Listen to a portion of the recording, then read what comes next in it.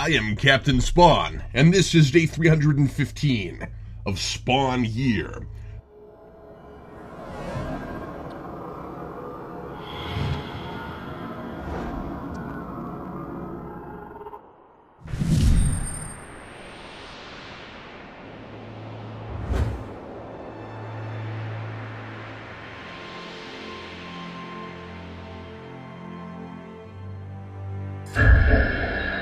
Today's comic is another departure from the nausea-inducing, crazy-talk progression and tone of the main story, which would have been a welcome diversion even if it had nothing to do with anything, like the totally random Mandarin Spawn story, as my brain's molecular cohesion was reaching critical mass after yesterday's comic.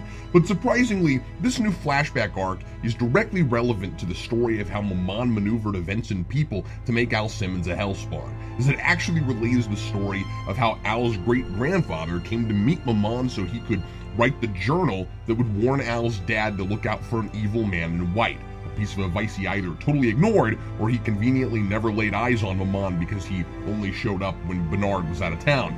Either way, I expected that was just one more bizarre coincidence dreamed up to make the situation seem more involved. I mean, it is that, but I didn't expect to see it explained in any way. And I even like the story structure. Instead of just interrupting everything with a flashback, we're getting this account via the previously established journal, although to really tie things together organically, Spawn should be reading this. If he doesn't, then it's like I picked that journal up and started reading and I wasn't there. Knowing too much more than your protagonist can really be awkward and create unwanted distance between him and the reader. It depends on the story, of course, but that's been a huge problem in Spawn constantly. So as this Maman's machinations reverberate backwards business is becoming a pill so big the anti-monitor couldn't swallow it, this issue creates more head-scratching conundrums, but it does manage to be the best written and most engaging Spawn comic I've read in a few weeks, despite all that. Al's great-grandfather is an infantryman in 1881, trying to keep the peace in a lawless town outside of San Angelo, Texas. He becomes a fugitive when his commanding officer goes too far in response to a murder, threatening to take an innocent life to prove their authority.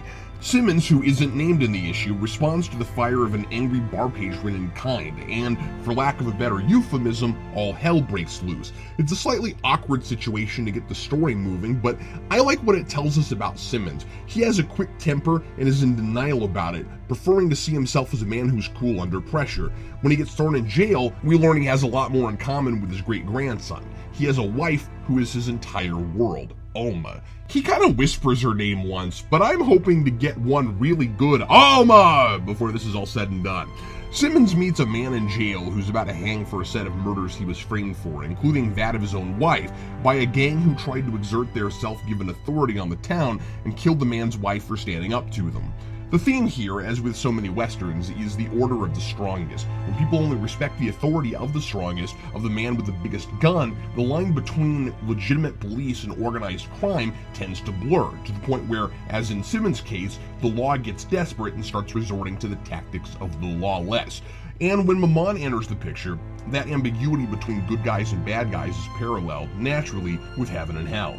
True justice seems pretty clear until the cops are against you, believe you're responsible for the very thing the bad guys are getting away with, and it's a representative of hell offering a way to get even. Maman, speaking from Albolgia, offers both men a deal. Whatever their hearts most desire in exchange for their souls. But of course, there can only be one. Simmons declines, and I love his reason. His wife wouldn't want a man who would barter with the devil. Too bad he couldn't have raised Al. He has principles, common sense, and enough foresight to get that there's no successful marriage after going to hell. But the other guy takes the deal. They're both hung together, and the leader of the gang who killed his wife has a hitman kill him when the sheriff calls it off. I guess it was a lynching, probably initiated by the evil gang leader. The first shot misses, guided by Maman, who touches the hitman's shoulder and somehow makes sure it hits Simmons' rope and frees him. I swear, luckiest demon ever. The other guy gets killed and becomes Gunslinger Spawn, even though there aren't 400 years between 1881 and 1993. I wonder if Hine will even try to explain that whole thing away. So yeah, there's a lot of sloppy and ridiculous. Maman gives Simmons a chance to become a Hellspawn 100 years before Al is born, in an ultra-elaborate plan to make sure Al is born so he'll become Spawn and remake the world exactly the way it was in the first place. What if Simmons had agreed? We aren't told if he has kids yet, but wouldn't his being a spawn greatly diminish the chances, at least, of Bulgy picking Al later? Unless he was an awesome Hellspawn.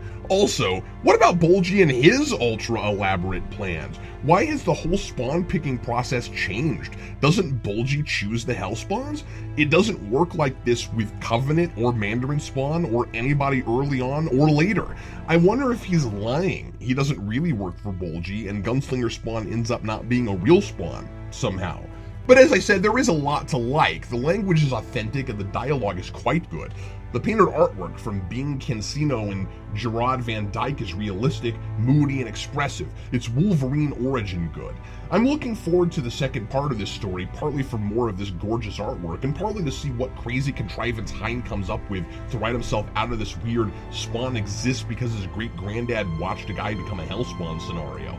Signed, Captain Spawn.